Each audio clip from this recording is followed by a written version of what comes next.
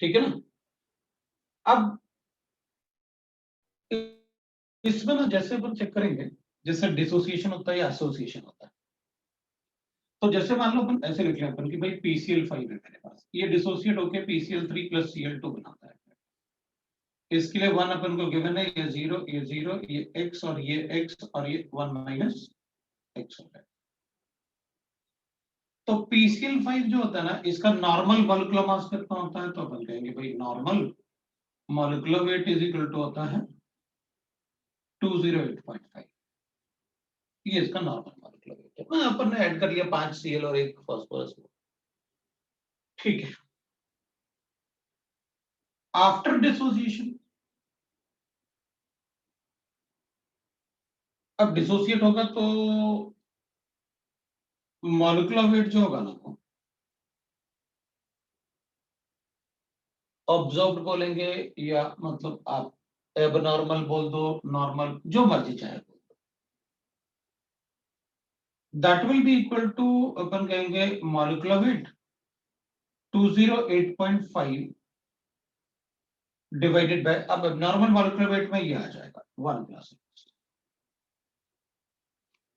फिर normal molecular weight में था इसका मॉलिक्यूलर मास डिवाइडेड बाय 1, पहले सिर्फ पीसीएल है। अब थोड़ा डिसोसिएट हो गया, अब डिसोसिएट होगा तो ऑब्वियसली बात है मास कम हो ही जाना चाहिए। तो अपन क्या करेंगे, अपन कहेंगे इसका जो मॉलिक्यूलर मास होगा ना डिसोसिएशन के बाद, वो थोड़ा कम हो जाएगा। ऐसे कितना हो जाएगा, तो ये बता दो आप कितना % डिसोसिएट हुआ, तो मैं बता देता हूं कि कितना मॉलिक्यूलर मास बचेगा। अब एक बात देखो, अगर डिसोसिएशन होता है तो अपन कहेंगे फॉर डिसोसिएशन, हम देखना इसी को अपन इससे कोरिलेट कर लेते हैं। फॉर डिसोसिएशन आई का वैल्यू ग्रेटर देन 1 होता है। क्या तुम बता सकते हो कि भाई इनमें और इसको, इसका रेशियो लेना है मुझे, तो मैं क्या करूं कि आई का वैल्यू ग्रेटर देन 1 है, तो अपन कहेंगे मॉलिक्यूलर मास जो नॉर्मल लिखा है ना आपने, उसको ऑब्जर्व्ड, उसको अपन को थ्योरेटिकल लेना होता है, थ्योरेटिकल बोलना होता है, बट नॉर्मल लिख लेते हैं अपन, divided by molecular mass observed लिख लेते हैं, वो एबनॉर्मल अच्छा नहीं लगेगा, ऑब्जर्व्ड लिख लेते हैं, ये हो जाएगा।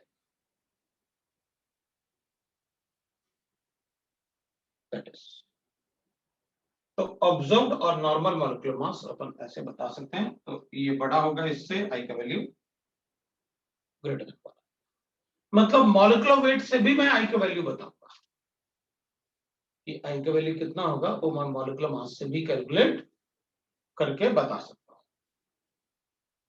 ठीक है ना। तो ये अब अगर एसोसिएशन होता तो ऑब्वियसली बात है, अपन को पता था ये, अगर एसोसिएशन होगा तो 1 - x होगा,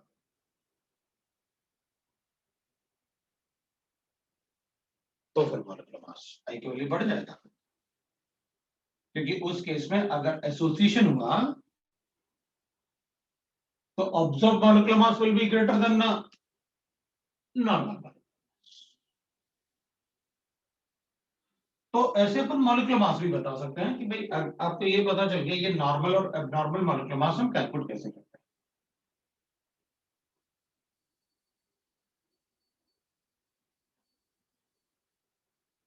हैं। नेक्स्ट, अब वापस इनके आते हैं, और relative lowering in vapour pressure जिससे है,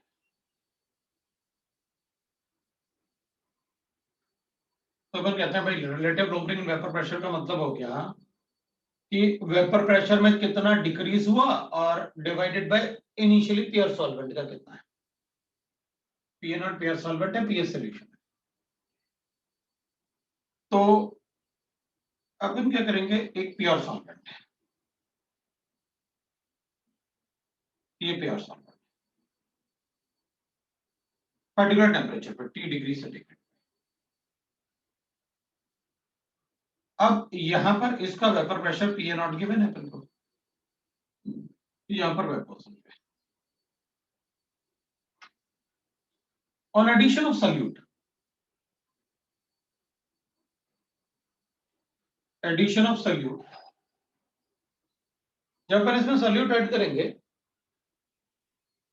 पार्टिकल तो इसकी डेंसिटी बढ़ेगी, तो वेपराइजेशन कम हो जाएगा, तो वेपर प्रेशर कम हो जाएगा। तो अपन कहेंगे ये वेपर प्रेशर इसका कम हो।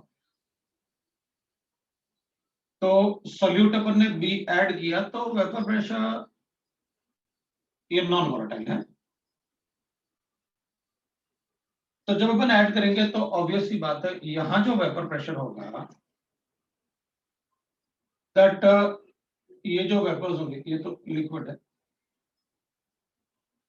ठीक है, यहां जो वेपर प्रेशर होंगे वो कम होंगे। तो इसको अपन बोल देते हैं कि भाई सोल्यूशन का वेपर प्रेशर।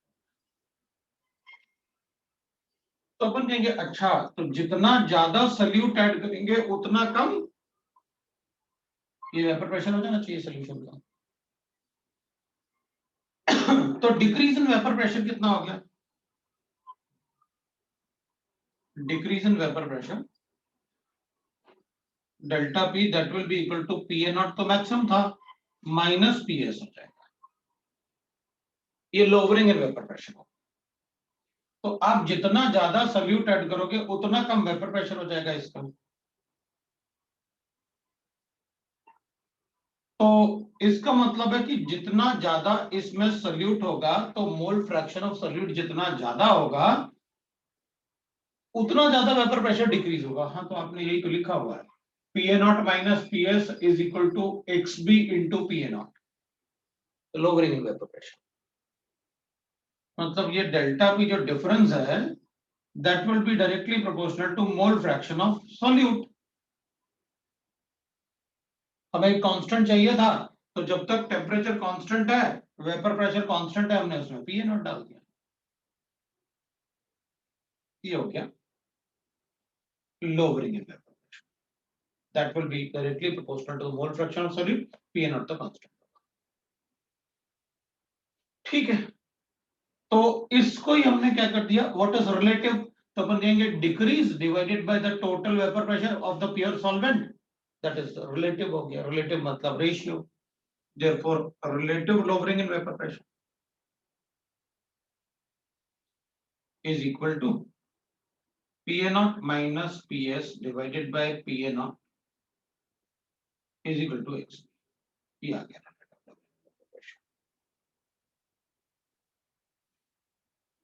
अब आप चाहें तो इसको राउल्ट्स लॉ से एक्सप्लेन कर लें।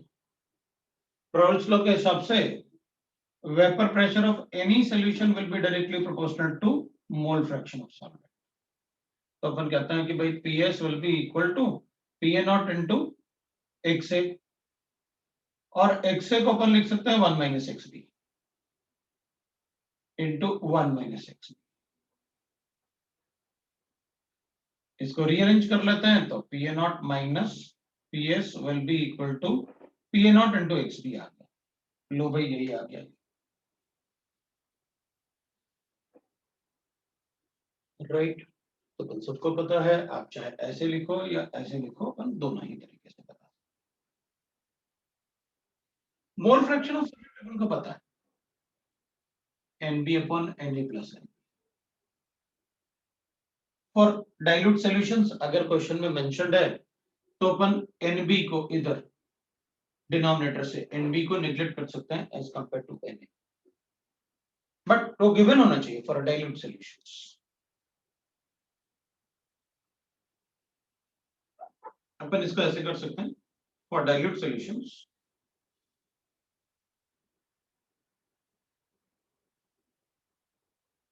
P A not minus P S divided by P naught will be equal to that is NB upon NA। ये अपने पास इक्वेशन 1 था। NB upon NA को ऐसे लिख सकते हो WB upon MB into MA upon WA, that is moles को अपन ने weight upon molecular weight में लिख लिया, दोनों तरफ 1000 से मल्टीप्लाई कर लो, तो 1000 into PA naught minus PS divided by PA naught will be equal to that is WB upon MB multiplied by MA upon WA into 1000। अगर अपन ये पार्ट चेक करें तो दिस इज मोलालिटी, मतलब this will be equal to molality into MV.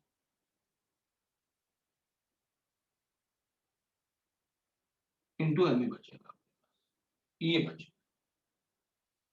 इसका मतलब ये हुआ कि हम ऐसे लिख सकते हैं, molality will be equal to PA naught minus PS divided by PA naught into 1000 divided by molecular mass of the solvent. ये molality for a dilute solution.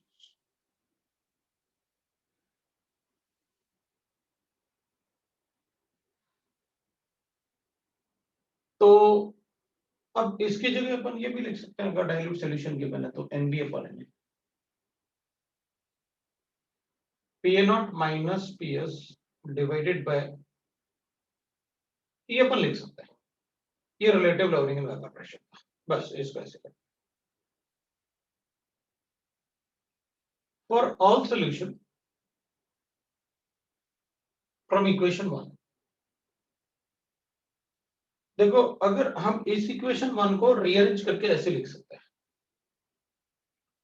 PA naught minus PS divided by PS will be equal to NB upon Na।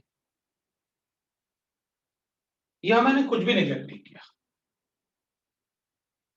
इसको भी ऐसे कर लेते हैं, WB upon MB multiply by MA upon WB, दोनों तरफ 1000 से मल्टीप्लाई कर लेते हैं। ये इक्वेशन 1 था, मैंने इसको ऐसे लिख लिया, PA naught upon PA naught minus PS, इसको मैंने ऐसे लिख दिया।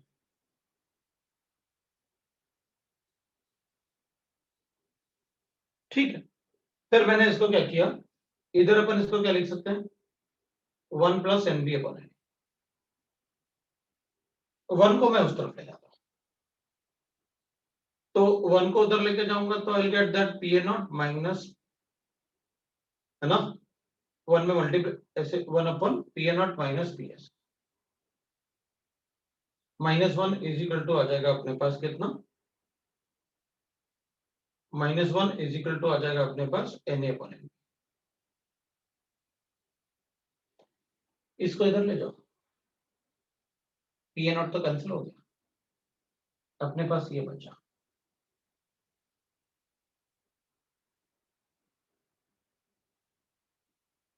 इसको फिर इन्वर्स कर दो तो ये बन जाएगा।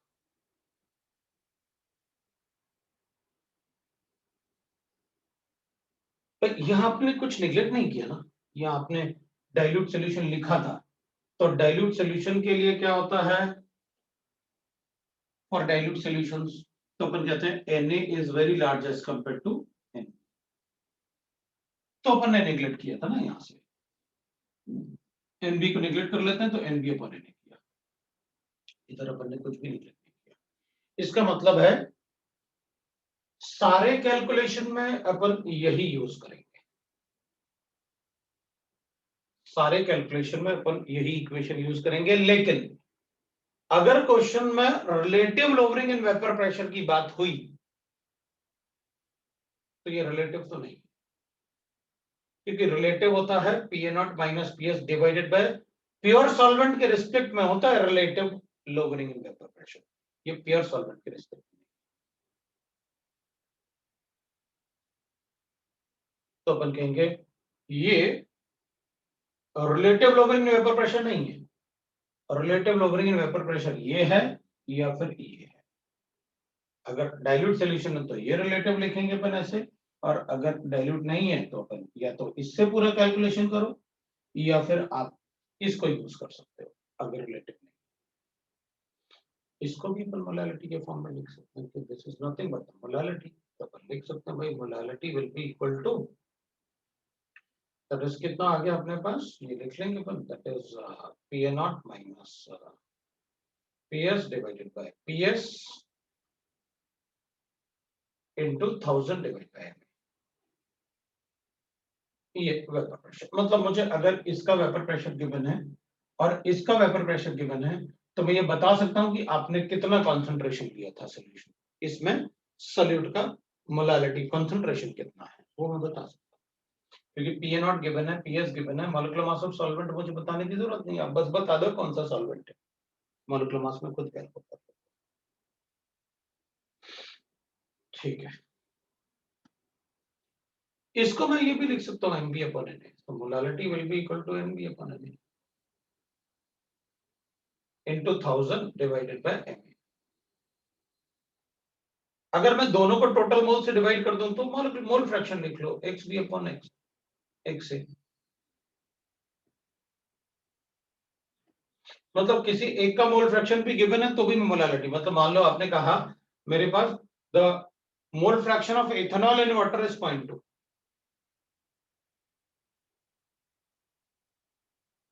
या मोल फ्रैक्शन ऑफ, मैं देखना थोड़ा सा मैं बोल ही रहा हूं तो कुछ अच्छा ही बोल दो, so mole fraction of water in ethanol is 0.2। इसका मतलब ये हो गया कि वाटर का मोल फ्रैक्शन 0.2 है, इथेनॉल का मोल फ्रैक्शन 0.8 है, तो सॉल्वेंट इसमें इथेनॉल है और सॉल्यूट इसमें वाटर है। तो भाई जिसके मोल जो एक्सेस अमाउंट में होता है वो सॉल्वेंट होता है, तो अपन कहेंगे इसमें मोल फ्रैक्शन ऑफ वाटर इज 0.2, ठीक है भाई, वाटर सॉल्यूट हो गया, ये 0.2 हो गया वाटर, ये 0.8 हो जाएगा क्योंकि मोल फ्रैक्शन का सम हमेशा 1 होता है, तो ये 0.2 अपॉन 0.8 और सॉल्वेंट इज इथेनॉल, उसका मॉलिक्यूलर मास लिखूंगा तो मोलालिटी बता दूंगा व्हाट इज द मोलालिटी अगर मोल फ्रैक्शन के। तो मोलालिटी को वेपर प्रेशर से भी कैलकुलेट किया जा सकता है, नंबर ऑफ मोल से भी कैलकुलेट किया जा सकता है, मोल फ्रैक्शन से भी कैलकुलेट किया जा सकता है। मोलारिटी से तो अपन कैलकुलेट कर लेते हैं, लेकिन मोलारिटी और मोलालिटी में अगर रिलेशन बताना है तो डेंसिटी का पता होना जरूरी है। तो अपन क्या करेंगे, हमेशा यही इक्वेशन यूज करेंगे कैलकुलेशन के लिए, जब तक हमसे रिलेटिव लोअरिंग कैलकुलेट करने के लिए ना कहा जाए, या फिर हमको relative lowering in vapour pressure given हो, मतलब ये पूरा पार्ट गिवन है।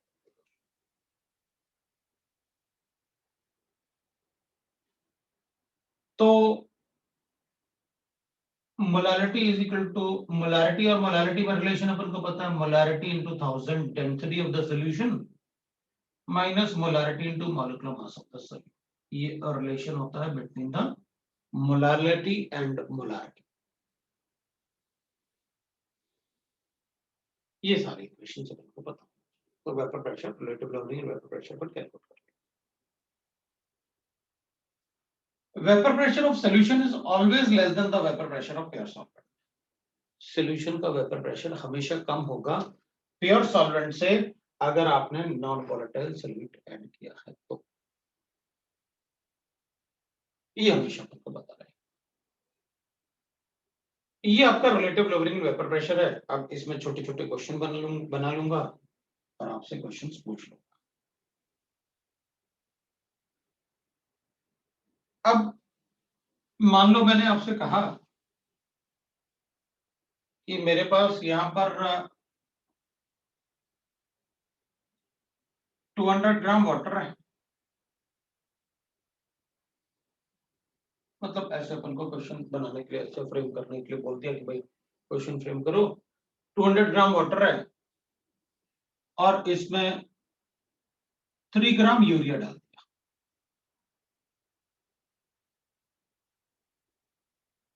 Vapour pressure of pure water मुझे गिवन है,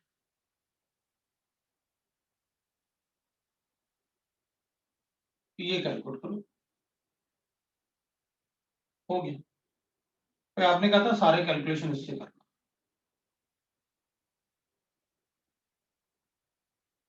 NB upon N, P naught आपने दे रखा है,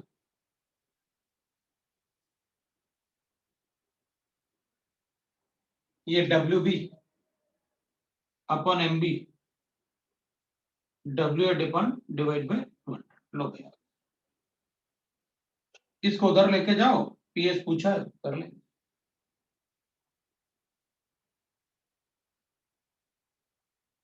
ठीक है, अगर मुझे relative lowering in vapour pressure पूछा होता तो urea is a non liquid, आपने साफ साफ लिख के बताया, मैंने जनरली वो लिख दिए थे सारे जो अपन से पूछे जाते। अगर मुझे relative lowering in vapour pressure पूछा होता तो अपन कहते हैं फिर ये यूज नहीं करना, क्योंकि पीए नॉट के रिस्पेक्ट में होता है रिलेटिव। तो आप PA naught minus PS divided by PS into X भी यूज करेंगे, तो number of moles of solute divide by NB upon NA use करूंगा। अगर रिलेटिव लोअरिंग वेपर प्रेशर पूछा है तो ठीक है, फिर मोल्स फ्रैक्शन ही तो लिखने हैं मुझे, mole fraction, moles of urea given है, मोल्स ऑफ यूरिया गिवन है, मोल ऑफ वाटर कैलकुलेट कर दे।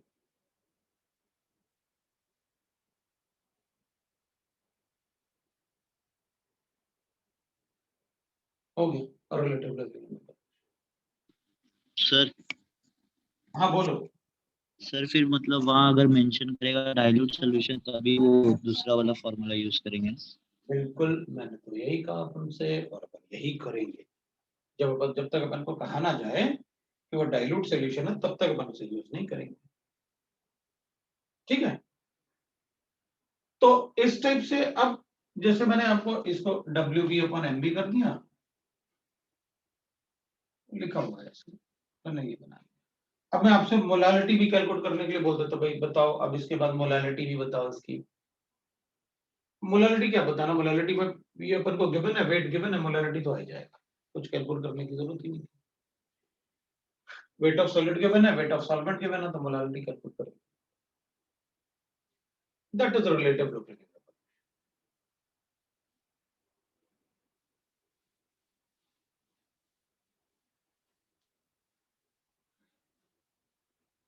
तो ये आपका relative lowering in vapour pressure है। अब relative lowering in vapour pressure में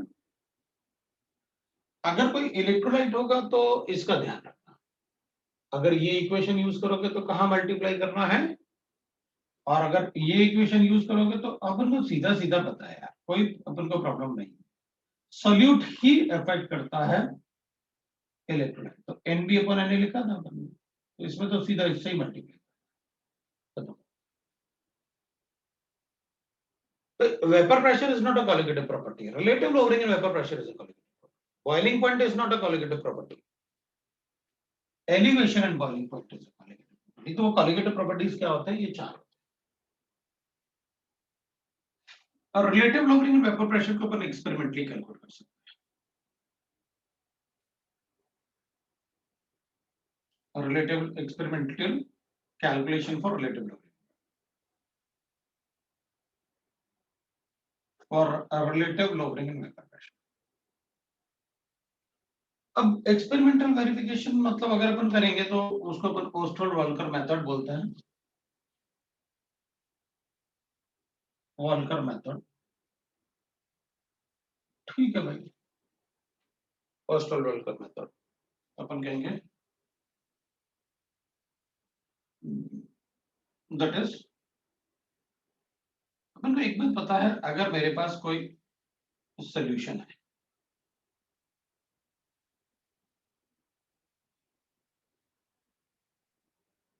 solution with non volatile, non volatile,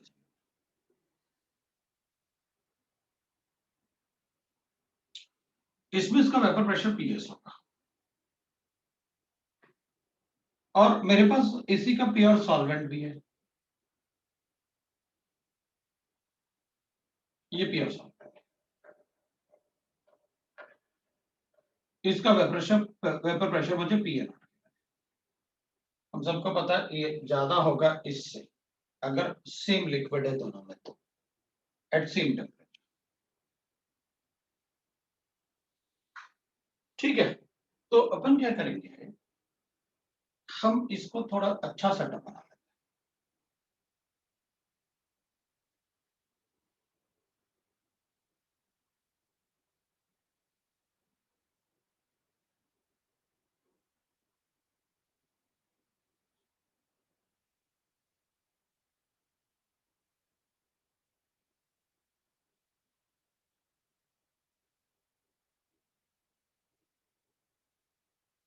थोड़ा अच्छा सेटअप है।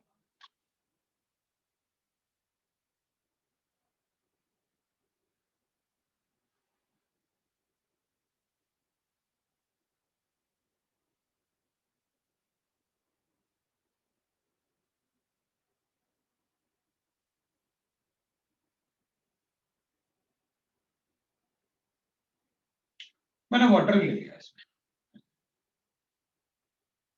तो अपन क्या करेंगे, अपन कहेंगे देखो इससे मैं पास करने वाला हूँ ड्रायर। अब ड्रायर होगा तो ऑब्वियसली बात है, जब वो इस सॉल्यूशन में जाएगा तो जितना वेपर प्रेशर इधर होगा, अपन ऐसे कर लेते, इसका वेपर प्रेशर मुझे गिवन है 40 और इसका वेपर प्रेशर 40 से तो ज्यादा ही होगा, चलो 50 ले लेते हैं। तो मैं क्या करूंगा, जब ड्रायर यहां से पास करूंगा ना, तो ये ड्रायर जब इससे इधर जाएगा तो ये ड्रायर में मॉइस्चर होगा। अपन पानी ले लेते हैं, इसको ही वाटर ले लेते हैं। तो इस ड्रायर में जो ये मॉइस्चर एब्जॉर्ब करेगा वो उतना ही मॉइस्चर एब्जॉर्ब करेगा जितना इसके अंदर होगा। तो ये ड्रायर क्या करेगा, 40 mm के बराबर मॉइस्चर एब्जॉर्ब करके उधर चला जाएगा। मतलब इसमें से जितना इसका वेपर प्रेशर होगा उतना ही प्रेशर, उतना ही मॉइस्ट होके गैस वहां चला जाएगा। तो अगर इससे कुछ वाटर एब्जॉर्ब होगा तो इसमें लॉस इन वेट होगा।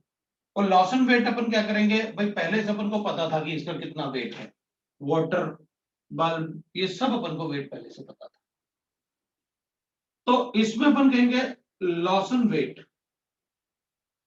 जो इधर सॉल्यूशन बल्ब में जो लॉस इन वेट होगा that will be directly proportional to PS. W1 is directly proportional to PS. W1 is what? Loss and weight in solution.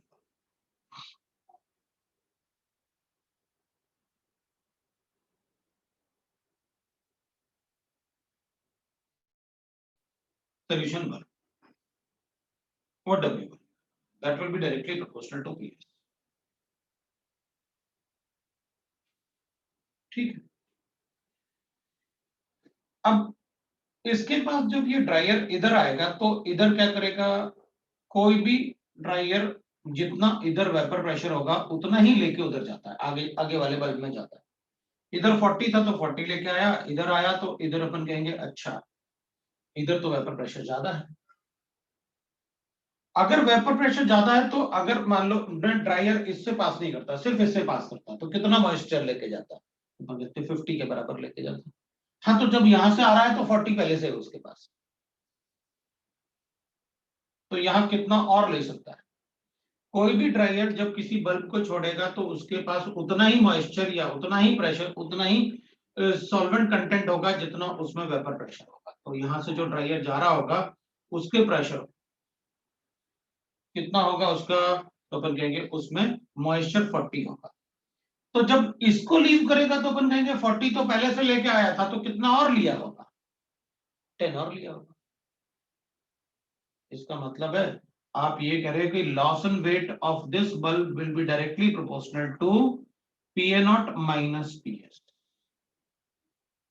मतलब यहां पर जो लॉस इन वेट होगा वो 50 के रिलेशन 50 के हिसाब से नहीं होगा, किसके हिसाब से होगा, पहले से वो 10 लेके आ रहा था, पहले से वो 40 लेके आ रहा था, इधर 50 है तो 10 और लेके इसको लीव करेगा।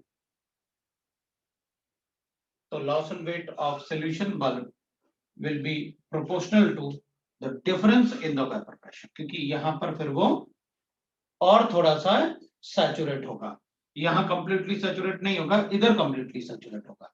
तो कोई भी ड्राई गैस कंप्लीटली सैचुरेट तभी हो पाएगा जब वो प्योर सॉल्वेंट से पास हो। तो जितना वेपर प्रेशर प्योर सॉल्वेंट का होता है वो मैक्सिमम सैचुरेशन होगा ड्राई। तो अपन कहेंगे ठीक है, हम उसकी बात नहीं करते, हम तो सीधी सीधी बात करते हैं। कोई भी ड्रायर पास करेगा तो जिस जब ड्रायर यहां से लीव करेगा, किसी भी बल्ब को लीव करेगा तो उसके पास उतना ही वेपर्स होना चाहिए जितना वेपर प्रेशर उस सॉल्यूशन बल्ब में था। तो इस सोल्यूशन बल्ब में 40 वेपर प्रेशर था तो लॉसन वेट होगा 40 के हिसाब से वो ऑब्जर्व करेगा। उधर 50 था तो 50 वेपर प्रेशर मॉइस्चर, मतलब 40 पहले से लेके आ रहा था तो इधर 50 है, तो जब ये लीव करेगा तो उसमें जो मॉइस्चर होगा वो 50 के हिसाब से होना चाहिए। तो 40 तो पहले से था तो इधर कितना और एब्जॉर्ब करेगा, 10 और करेगा। डिफरेंस के हिसाब से लॉसन वेट बता देंगे। इसमें अब ये तो वाटर को एब्जॉर्ब करता है एनहाइड्रस CaCl2, तो फिर क्या करेंगे बता देंगे भाई, gain and wait W1 plus W2 हो जाएगा, टोटल लॉस एंड वेट तो इतना ही होगा ना। और ये W1 प्लस W2 किसके साथ किससे रिलेटेड होगा, तो हम कहेंगे भाई ये तो therefore W1 प्लस W2 जो टोटल लॉस एंड वेट होगा that will be directly proportional to P0। वो तो यहीं से पता चल जाएगा, दोनों को ऐड करके देख।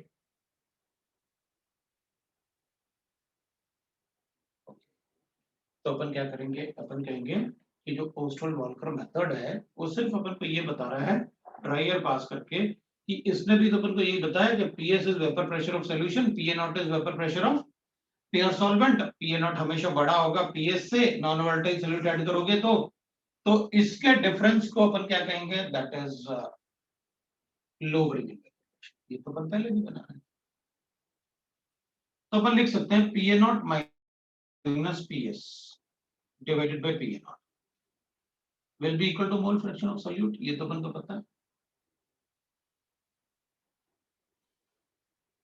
अब PA0 माइनस PS क्या है, तो PA0 minus PS is W और PA0 क्या है W1 प्लस W।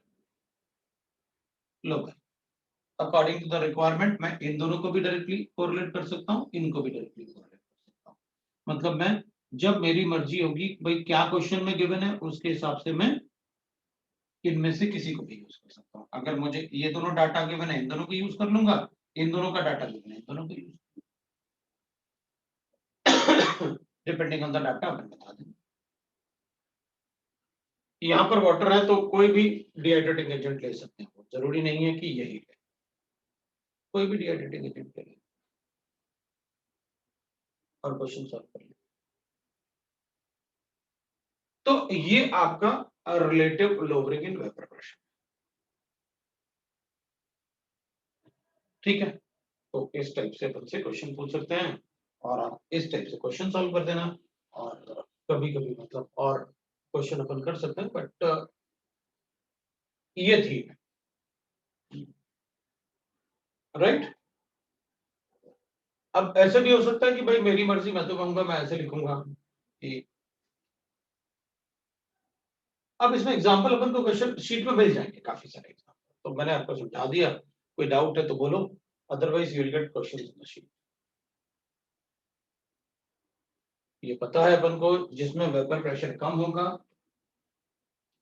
उसमें सॉल्यूट रहा, ठीक है। अब मेरी मर्जी में दो सोल्यूशन बल्ब लगाऊंगा, एक में मतलब 30 है, एक में 40 है, पर प्योर सॉल्वेंट 50 है, तो अपन को पता रहेगा, तीन के हिसाब से बता देंगे।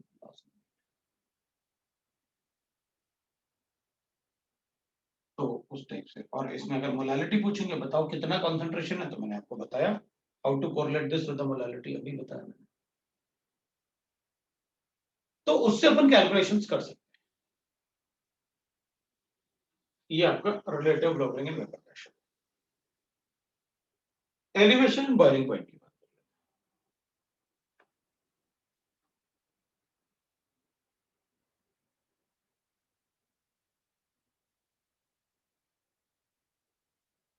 एलिवेशन बॉइलिंग पॉइंट का मतलब हो गया भाई, सीधी सीधी बात है कि अगर मैं, मेरे पास कोई प्योर सॉल्वेंट है, ये अपने पास प्योर सॉल्वेंट, ठीक है, ये अपने पास प्योर सॉल्वेंट, वाटर ले लेते हैं।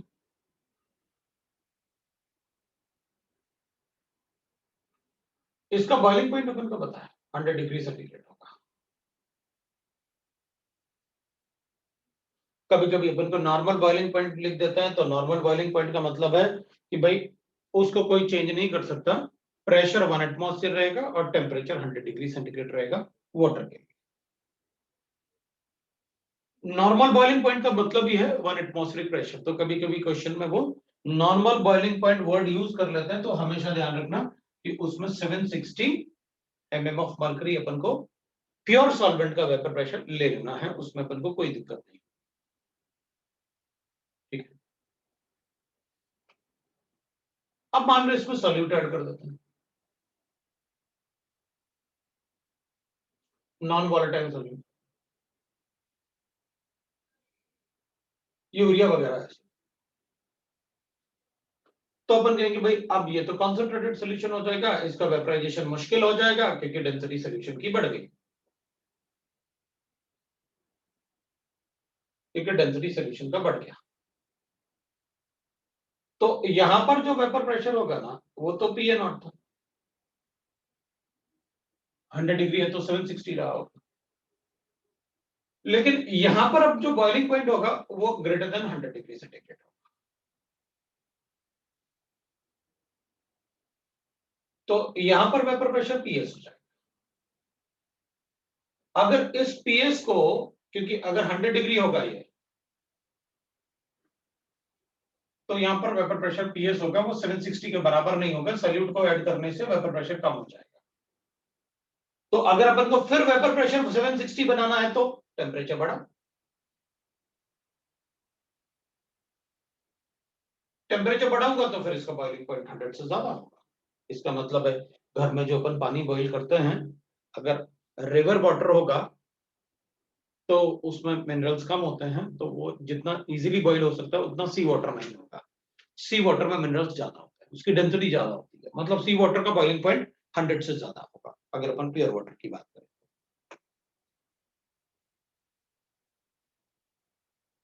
तो ठीक है, तो अपन क्या करेंगे, अपन कहेंगे देखो भाई ये बॉइलिंग पॉइंट ऑफ सॉल्वेंट है, बॉइलिंग पॉइंट ऑफ सॉल्यूशन, तो ये बड़ा होगा इससे,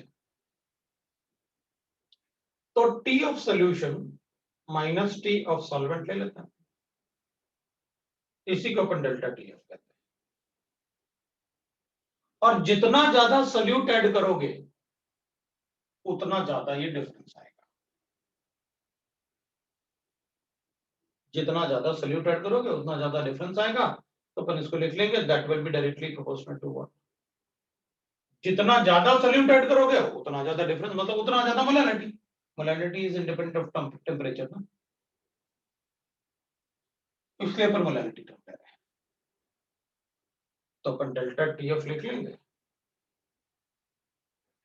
केएफ इनटू मोलैलिटी, और आई से इसलिए मल्टीप्लाई करेंगे कि भाई आपने यूरिया डाला है तो आई का वैल्यू 1 होगा, लेकिन अगर NaCl डाला तो 2 ले सकता हूं अगर डिग्री ऑफ डिसोसिएशन नहीं है तो। ये आपका डेल्टा टी, तो अपन लिख लेंगे भाई delta TF will be equal to F, अरे ये टीवी लिखना था यार, टीवी लिखेंगे ना, अब टीवी इसलिए कि बॉइलिंग पॉइंट है ना, और बुक्स में भी टीवी होगा और फ्रीजिंग के लिए एफ होगा, तो अपन वो गड़बड़ क्यों करें भाई, मीनिंग तो वही रहेगा लेकिन जो बुक्स में अपन तो वही यूज करें, मतलब डेल्टा टीएफ अपन फ्रीजिंग के लिए यूज करेंगे। लो भाई ये है अपने पास, और आई से मल्टीप्लाई करके रखें।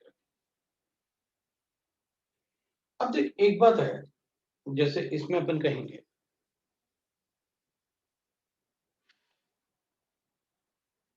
कि मान लेते हैं कि भाई इसका बॉइलिंग पॉइंट है 100 डिग्री सेंटीग्रेड, और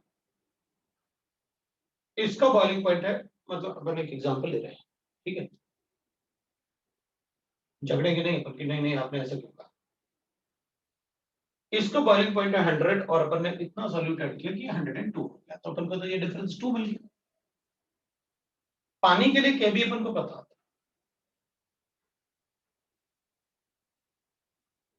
0.5, और यूनिट तो अपन कहेंगे भाई यहाँ से आई का तो कोई यूनिट होता नहीं है, केबी का यूनिट लिख लेना है डिग्री सेंटीग्रेड पर मोलर, या मोल्स पर केजी होता है ऐसे, वो अपन बता, यूनिट ऑफ केजी। मेरा मतलब ये था कि मान लेते हैं, मतलब मेरी मर्जी में तो ऐसे, भाई सबका समझ में आगे क्या है, मेरी मर्जी में तो इसका बॉइलिंग पॉइंट 100 डिग्री सेंटीग्रेड है, यूरिया डालूंगा, इसका बॉइलिंग पॉइंट 102 डिग्री सेंटीग्रेड है। अब मैं कहूंगा मेरी मर्जी, मैं तो इसको ना 105 पे बॉइल करूंगा, मेरी मर्जी। अब बताओ क्या प्रॉब्लम है आपको? तो अपन कहेंगे भाई मुझे प्रॉब्लम है, डब्ल्यू होगा, तो अपन कहेंगे मुझे प्रॉब्लम है। अब बॉइलिंग पॉइंट पे लो ना, आपने डेल्टा टी भी लिखा है तो अब बॉइलिंग पॉइंट लिख तो रहे हो, सॉल्वेंट का बॉइलिंग पॉइंट, इसका बॉइलिंग पॉइंट 102। अगर आप बॉइलिंग पॉइंट से ज्यादा टेम्परेचर करोगे तो ये लिक्विड ज्यादा उड़ेगा ना, तो उससे प्रॉब्लम क्या है? तो अपन कहेंगे देखो भाई, अगर मान लो ये डिफरेंस 2 था पहले, पहले डिफरेंस 2 था, तो सॉल्यूट तो उड़ने वाला नहीं, मतलब ये सारा पार्ट कांस्टेंट है, मेरे मतलब है ये सारा पार्ट कांस्टेंट, सॉल्यूट तोड़ेगा नहीं, नॉन वोलेटाइल है, केबी का कुछ हो नहीं सकता, कांस्टेंट है, एमबी तो मॉलिक्यूलर मास से कुछ हो नहीं सकता, 1000 और आई तो पार्टिकल। तो फिर चेंज क्या होगा? तो अपन कहेंगे देखो भाई, अगर ये 5 करोगे तो ये कम कर दूंगा, कम कर दूंगा मतलब यहां पर मैं वेट ऑफ सॉल्वेंट लिखने वाला हूं, और जनरली मैं अज्यूम करूंगा जो सॉल्वेंट लिक्विड यहां बचा हुआ ना, उसको लेते हैं अपन डब्ल्यू। बॉइलिंग पॉइंट पे जितना लिक्विड इधर होगा, इधर टेम्परेचर बढ़ा होगा तो उतना ही लिक्विड ऑलमोस्ट अपन कहते हैं कि भाई वेपराइज होगा, क्योंकि बॉइलिंग पॉइंट इसलिए बढ़ गया क्योंकि इसकी डेंसिटी ज्यादा थी। लेकिन अगर आपने टेम्परेचर 5 किया तो फिर मैं क्या कहूंगा, ज्यादा लिक्विड उड़ जाएगा। तो अपन से ये पूछ सकते हैं कि बताओ, बॉइलिंग पॉइंट 102 था, अगर मैं 105 तक बॉइल करूं तो कितना एक्स्ट्रा सॉल्वेंट उड़ेगा, तो वेपराइज होगा, बता देंगे भाई। जब ये 2 है तो ये कितना है, जब ये 5 है तो ये कितना है, दोनों का जो डिफरेंस है उतना एक्स्ट्रा उड़ गया। भाई अगर इसको बढ़ाओगे तो ये कम हो जाएगा ना, दे आर इनवर्सली प्रोपोर्शनल ना, उससे कब बता दें कि एक्स्ट्रा कितना हो गया। तो बट आपको बताना पड़ेगा कि ये बॉइलिंग पॉइंट इसका 102 था, मेरी मर्जी मैं उसको 105 पे बॉइल करूंगा, ठीक, बताओ, बता दूंगा कितना एक्स्ट्रा उड़ेगा पानी। That is elevation point. जितना ज्यादा, मतलब अगर अपन जनरली देखेंगे तो कोई चीज अपन को ज्यादा टेम्परेचर पे बॉइल करनी है ना, तो अपन उसमें नमक डाल देते हैं, डिपेंडिंग ऑन कि भाई आप देख लो, कभी कभी अपन को होता है ना, जैसे वेजिटेबल्स वगैरह भी अपन खाना बनाते हैं तो नमक अपन तब डालते हैं जब वो बॉईल हो रहा होता है, ताकि उसका बॉइलिंग पॉइंट बढ़ जाए और सब्जी अच्छा पक जाए। तो उस टाइप से आप बता सकते हैं, ठीक है ना? ठीक है, फिर मोलालिटी की जगह तो अपन कुछ भी लिख सकते हैं, अपन को पता है मोलालिटी के जितने को इक्वेशन लिखे थे अपन ने, मोल फ्रैक्शन के फॉर्म में, मोल्स के फॉर्म में, ये equation molality.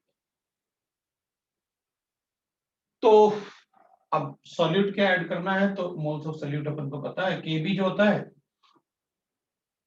Is called बुलियोस्कोपिक constant,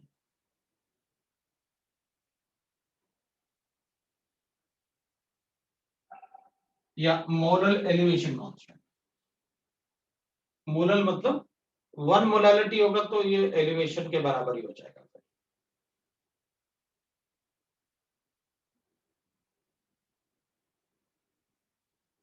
molal elevation constant, ये बोल सकते। केबी का एक्सप्रेशन पूछ सकते हैं अपन से, कैलकुलेशन तो थोड़ा मुश्किल होगा। R T B square boiling point है प्योर सॉल्वेंट का, मॉलिक्यूलर मास डिवाइडेड बाय अपन को गिवन हो 1000 into that is delta H of vaporization. वो delta H of vaporization given होगा अपन को लिक्विड का, प्योर लिक्विड का delta H of vaporization, m is molecular mass of pure solvent, क्योंकि k भी प्योर सॉल्वेंट के लिए होगा। मॉलिक्यूलर मास, बॉइलिंग पॉइंट इन सब पे डिपेंड कर रहा है, मतलब अलग सॉल्वेंट का अलग अलग kb का वैल्यू होगा, अलग अलग सॉल्वेंट के लिए अलग अलग kb का वैल्यू होगा। और अगर ये एंथैल्पी ऑफ वेपराइजेशन की जगह ऐसे गिवन हो, लेटेंट हीट ऑफ वेपराइजेशन, वो ऑलरेडी पर ग्राम होता है, तो फिर अपन kb ऐसे करते हैं, RTB square divided by 1000 into latent heat of vaporization, क्योंकि पहले से ही अपन को पर ग्राम मिला और ये अपन को पर मोल गिवन, पर मोल गिवन होगा तो ऊपर जाके मोल्स बनेगा ना, तो मल्टीप्लाई किया मॉलिक्यूलर मास से तो ग्राम में कन्वर्ट हो गया। ये पहले से ही ग्राम में गिवन है तो मॉलिक्यूलर मास की क्या जरूरत है, तो वो अपन ध्यान रखेंगे। ठीक है, ये क्या दैट इज अबाउट द। अब कभी कभी वो ग्राफ भी दे देते हैं, ग्राफ, ठीक है ना, कभी कभी वो ग्राफ भी दे देते हैं।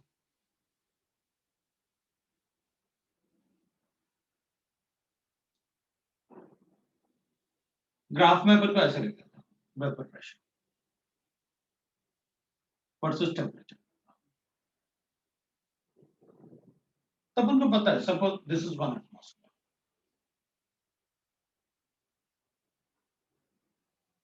तो अगर प्योर वाटर है तो एक पर्टिकुलर टेम्परेचर पे, जब टेम्परेचर 0 होगा तो भी उसका कुछ ना कुछ वेपर प्रेशर तो रहेगा। टेम्परेचर बढ़ा होगा तो वेपर प्रेशर ऐसे बढ़ता है, वो एक्सपोनेंशियल बढ़ता है, मैंने आपको बताया। Delta H of vaporization divided by R. तो ये जो होगा ना, जब 1 एटमॉस्फेयर प्रेशर आ गया तो इसको अपन कहेंगे बॉइलिंग पॉइंट ऑफ वाटर।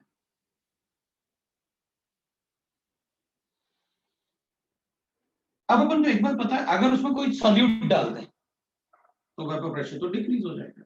चलो यही सॉल्यूट डाल दिया इसी टेम्परेचर पे तो वेपर प्रेशर डिक्रीज हो। अगर वेपर प्रेशर डिक्रीज होगा तो ऑब्वियसली बात है, अब हीट करेंगे तो ऑब्वियसली फिर एक्सपोनेंशियली बढ़ेगा। तो अब 1 एटमॉस्फेयर इस टेम्परेचर पे आएगा, ये टेम्परेचर ऑफ सॉल्यूशन है, तो इन दोनों में जो डिफरेंस था उसी को तो कहा बनने लगा। ग्राफ के फॉर्म में बता,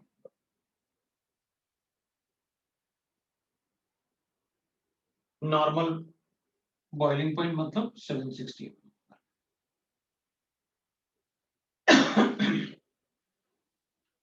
जैसे हमने एलिवेशन एंड बॉइलिंग पॉइंट किया वैसे ही अपन डिप्रेशन फ्रीजिंग पॉइंट कर लेते हैं। डिप्रेशन एंड फ्रीजिंग,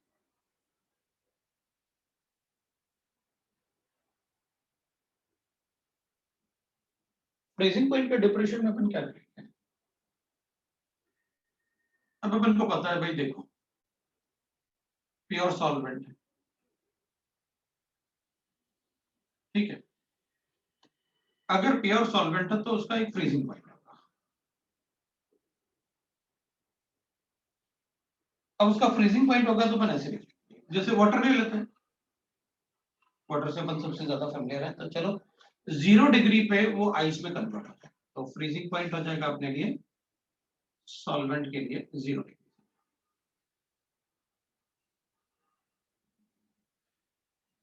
अब addition of non volatile solute, non volatile solute, अब अगर सोल्यूट ऐड करूंगा इसमें, तो जैसे अपन को पता है कि भाई इसमें सोल्यूट ऐड किया था तो कुछ सरफेस एरिया सोल्यूट ने ले लिया होगा, इसलिए वेपराइजेशन कम हो गया था, तो वेपर प्रेशर ऑफ सॉल्यूशन कम होता है।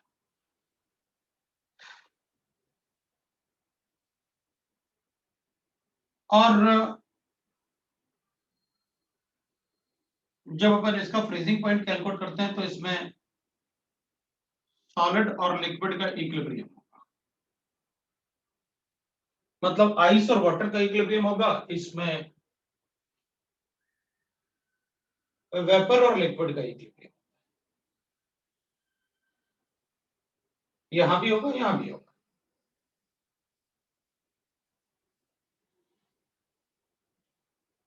जब अपन इसमें सॉल्यूट ऐड करेंगे तो वो सॉल्यूट दो वाटर मॉलिक्यूल के बीच में है,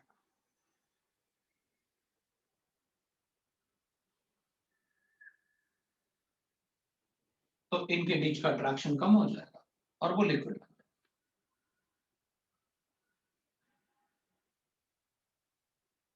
और वो लिक्विड बन जाएगा।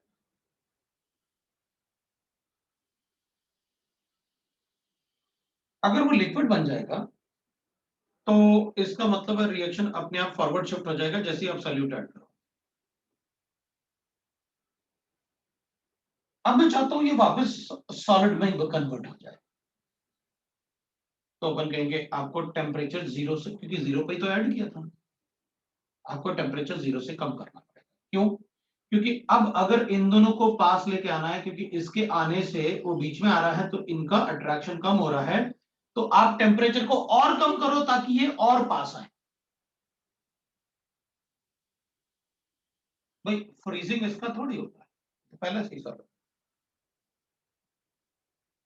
फ्रीजिंग तो सॉल्वेंट का हो, तो अपन और कम टेम्परेचर करेंगे ताकि ये और पास आए, तो और कम टेम्परेचर का मतलब जीरो से कम।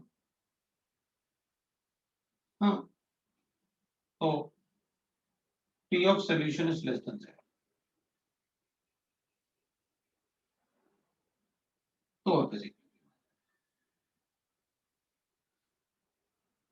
अच्छा, इसका मतलब जितना ज्यादा सॉल्यूट ऐड करें उतना ज्यादा फॉरवर्ड जाएगा रिएक्शन, और फिर उतना ही कम टेम्परेचर करना पड़ेगा ताकि वो फ्रीज हो जाए।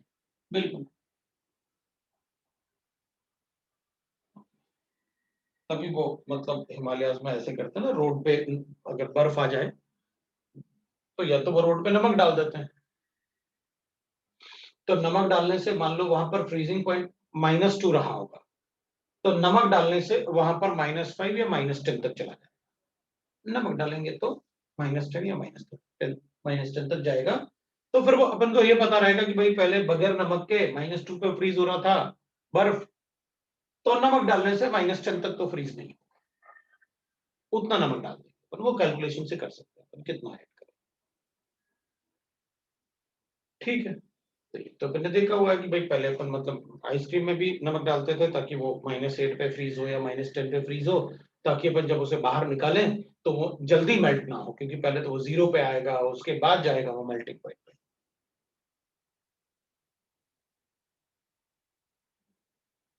तो सॉल्यूट ऐड करने से सॉल्वेंट पार्टिकल ज्यादा दूर हो जाते हैं, तो उनको पास लाने के लिए मुझे टेम्परेचर और कम करना होता है।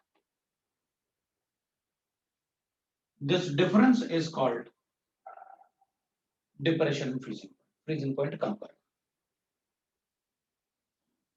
तो अपन कहेंगे ठीक है भाई, इन दोनों में से ज्यादा कौन था, टी और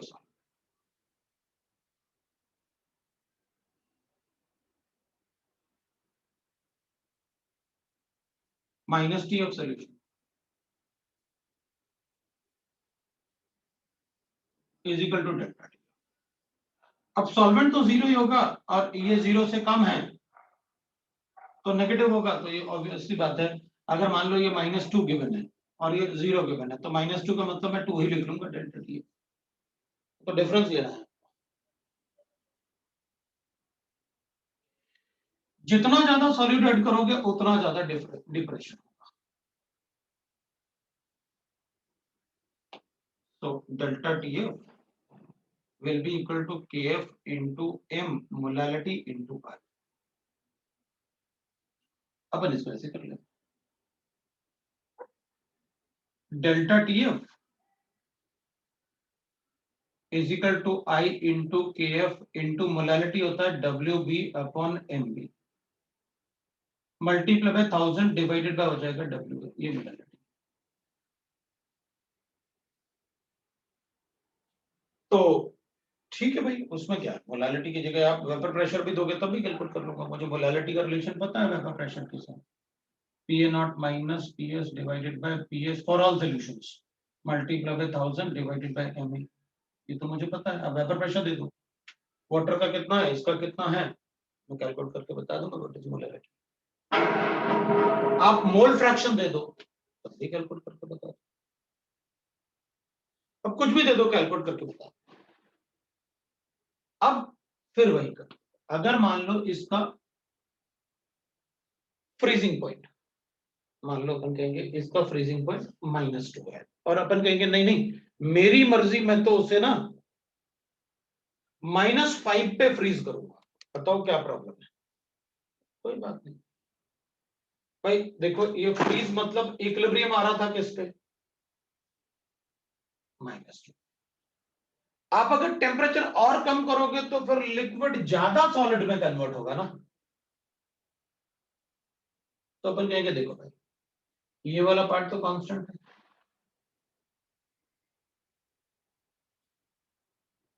ये वाला पार्ट तो कांस्टेंट है, तो अपन कहेंगे अगर ये वाला पार्ट कांस्टेंट है तो फर्क क्या पड़ेगा, तो अपन कहेंगे देखो पहले ये 2 था तो इतना पानी होना चाहिए, अगर आपने उसमें -5 किया मतलब 5 किया तो फिर पानी कम हो जाएगा, आपने ये बढ़ाया हमने ये कम कर, तो फिर जो डिफरेंस आया ना, इसको 2 लेके कितना W आया और इसको 5 लेके कितना W आया, उतना जो डिफरेंस है ना वो एक्स्ट्रा पानी आइस में कन्वर्ट हो जाएगा, जो सोल्यूशन का फ्रीजिंग नहीं हुआ एक्स्ट्रा पानी निकल गया आइस के फॉर्म, तो कितना आइस सेपरेटेड आउट हो गया, तो अपन कहेंगे ये तो कांस्टेंट वाला पार्ट है भाई, पहले कितना होना चाहिए था फ्रीजिंग पॉइंट पे और आपने कितना फ्रीज किया, कितना और कम टेम्परेचर पे फ्रीज किया, उनमें जो डिफरेंस होगा WA का उतना एक्स्ट्रा सॉल्वेंट आइस में निकल, उसको कहते हैं अपन that is right separation of, वो आपका सेपरेशन ऑफ आइस हो जाएगा। तो how much amount of ice is separated out वो अपन बता देंगे मतलब सारे कैलकुलेशन एक जैसे, सब कुछ एक जैसा, दोनों में बस एक जगह बॉइलिंग है दूसरा फ्रीजिंग, इसमें KF is called cryoscopic constant,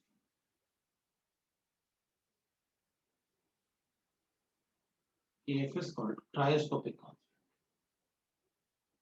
तो KF होता है वो क्रायोस्कोपिक कांस्टेंट होता है या फिर मोलल डिप्रेशन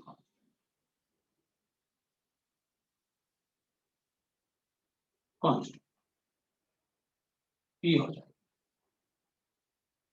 KF का एक्सप्रेशन लिखना है तो वही जैसे उसके लिए लिखा है वैसे इसके लिए लिख लेंगे, KF का एक्सप्रेशन लिख देंगे, तो KF will be equal to, अपन ऐसे बता सकते हैं that is RTF freezing point का square molecular weight divided by 1000 delta H of fusion. अब मॉलिक्यूलर मास इसलिए लिखा क्योंकि डेल्टा H लिखा था, अगर इसमें latent heat of fusion given है तो वो तो पहले से पैराग्राफ, तो फिर मॉलिक्यूलर मास नहीं लिखेंगे जैसे इसमें नहीं लिखा, अगर अपन को ये लेटेंट हीट गिवन है वो तो हमेशा ही पैराग्राफ होता है, तो फिर इसको नहीं लिखेंगे। ये KF का कैलकुलेशन,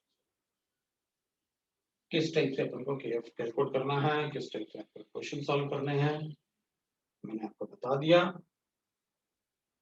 बस आपको सोल्यूट सॉल्वेंट ये सब ध्यान रखना, जो एक्सेस में होगा वो सॉल्वेंट है, जो कम होगा वो सोल्यूट है।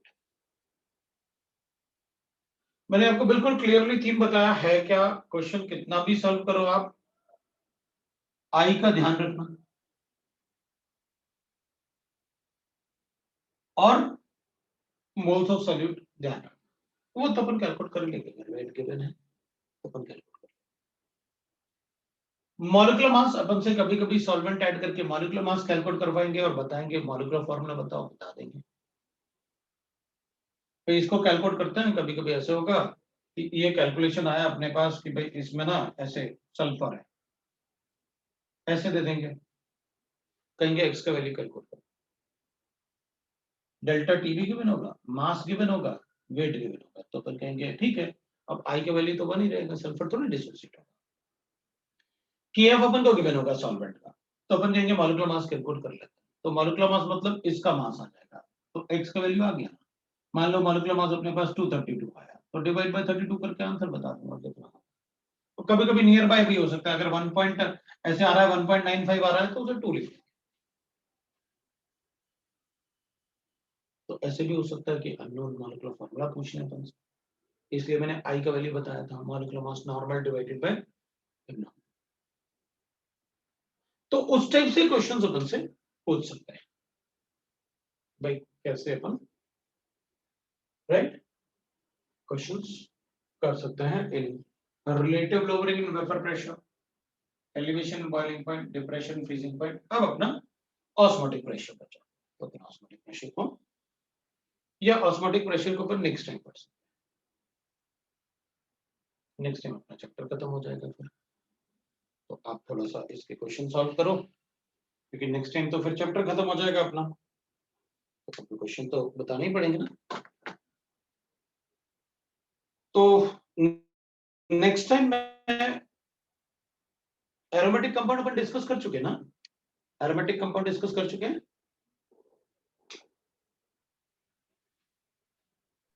अभी सब सो रहे हैं क्या? मैं ही बोल रहा था। डिस्कस नहीं, मतलब डाउट्स डाले और पूछे भी है, तो टेक्निकली डिस्कस हो गया है। तो सॉलिड स्टेट डिस्कस करेंगे अपन नेक्स्ट क्लास में, और ऑस्मोटिक प्रेशर पढ़ेंगे। ठीक है सर। सॉलिड स्टेट पूरा आप डाउट पूछ सकते हैं, कोई भी डाउट। फिर उसके नेक्स्ट क्लास में अपन सॉलिड, इसके बाद फिजिकल में और कौन सा चैप्टर पढ़ा अपना, कौन सा बचा हुआ है? सर थर्मोडायनामिक्स वो तो क्या नहीं भी पढ़ेंगे तब भी चलेगा। और आयोनिक का थोड़ा पार्ट। सर वो मेटलर्जी का आप बता दीजिए, उसमें वो एलिग्राम डायग्राम है, उसमें से क्वेश्चंस आते हैं। ठीक है, तो एलिमेंट डायग्राम तो बहुत इजी होता है, वो कोई प्रॉब्लम नहीं, दैट इज नॉट इशू। वो तो बहुत इजी होता है, उसमें मतलब थोड़ा सा मुझे बताना होगा, 2-5 मिनट लगेंगे। सर ठीक है, थर्मोकेमिस्ट्री। थर्मोकेमिस्ट्री बता दो। थर्मोडायनेमिक्स मतलब फर्स्ट लॉ तो मुझे नहीं लगता कि मतलब बताना चाहिए, बताओ। सर वो spontaneity give free energy delta S. हाँ बस वही पार्ट में बोल रहा था, उसी को अपन डिस्कस कर लेंगे अच्छे से। चलो अपने पास टाइम होगा तो अपन पढ़ ही लेंगे। अपन इस चैप्टर के बाद एक काम करते हैं ना, थर्मो पढ़ना है ना, थर्मो बचा हुआ है ना, उसको अपन लास्ट में रखते हैं। इसके बाद में एल्डिहाइड कीटोन्स की बात करूंगा। हाँ सर। ठीक है ना, अपन aldehyde ketone carbonyl compound carboxylic acid खत्म करते हैं, सो दैट कि ना बायोमोलिक्यूल्स वगैरह बचेगा छोटा छोटा पार्ट, तो वो अपन कर लेंगे। ठीक है ना, तो इसके बाद अपन वो करेंगे, और जो बायोमोलिक्यूल्स के बात कर सकते हैं या पहले कर सकते हैं, थर्मो, थर्मो लास्ट में करेंगे, क्योंकि उसके कुछ कुछ क्वेश्चंस तुम लोग कर सकते हो। एग्जाम में जो क्वेश्चन आता है ना, जो अप्रैल का एग्जाम है, उसके क्वेश्चन के हिसाब से मैं सेकंड लॉ बता दूंगा आपको कैसे क्वेश्चन आता है। ठीक है ना, सेकंड लॉ से वो मैं बता। सर और आईसी आईसी में क्या बचा हुआ है? नहीं, मतलब ये मेटलर्जी वगैरह। मेटलर्जी तो खत्म कर लिया ना, तुम लोगों ने पढ़ा ना पहले। अच्छा हाँ हाँ हाँ, सॉरी। नहीं सर, कब पढ़ा? अरे तो केटीडब्ल्यू सर ने पढ़ाया होगा ना। नहीं, उनने मेटलर्जी नहीं पढ़ा। अरे यार, मेटलर्जी नहीं पढ़ाया उन्होंने तो अब तक, बाप रे, मुझे लगा तो उन्होंने पढ़ा दिया।